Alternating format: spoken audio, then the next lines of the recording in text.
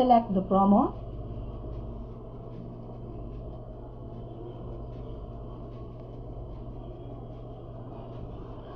Copy-paste the word cable.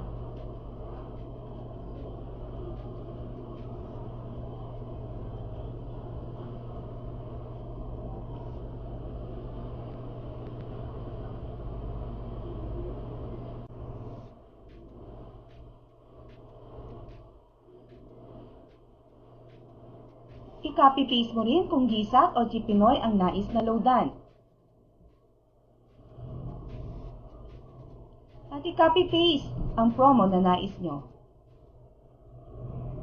And don't forget to click the continue loading.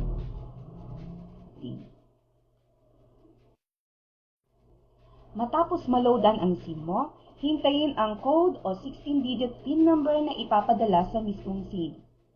Kapag ito ay natanggap na, maaari mo nang i-transfer ang GSAT o GPinoy load ng customer mo.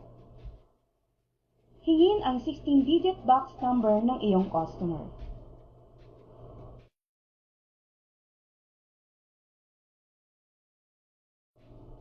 Ayan, kumpleto na ang kakailanganin natin sa pag-load, ang box number at ang PIN number.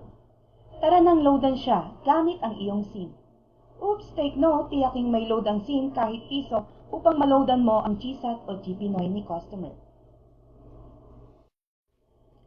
Sa new message ng iyong SIM, i-type ang GPinoy o GSAT, depende kung ano ang pinapaload ng customer. Lagyan ng space, ilagay ang box number, lagyan ng space, ilagay ang PIN number na ipinadala sa iyong SIM.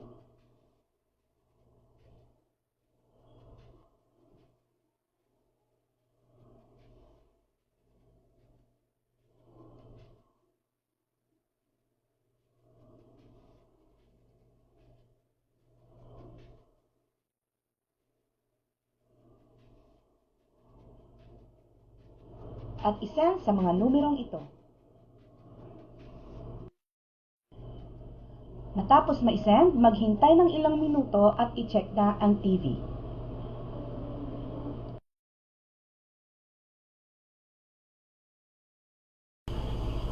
Narito naman ang paraan ng paglo-load ng GSAT o GPinoy gamit ang web loading.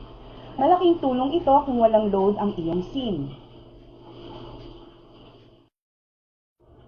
Basta't naloadan mo na ang SIM mo through i8 loading system at natanggap mo na ang PIN code number, pwede ka nang mag-load sa kanilang website. Narito ang paraan ng paglo-load. Pumunta sa Google Chrome, i-type ang website na www.igsat.asia.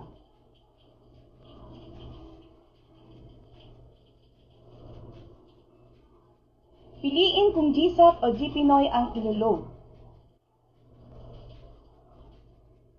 Sa ibaba ay ilagay ang box number.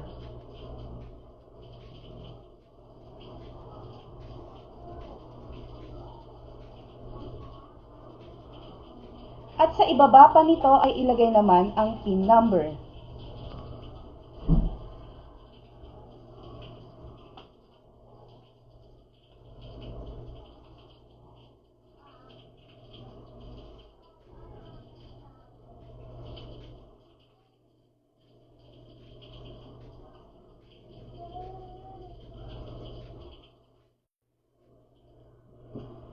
Then, i-copy ang CAPTCHA na makikita.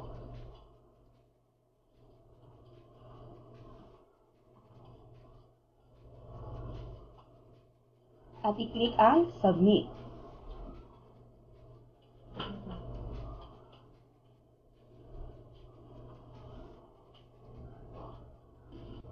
Hindi po talaga nagpapadala ng confirmation ang GSAT o GPinoy.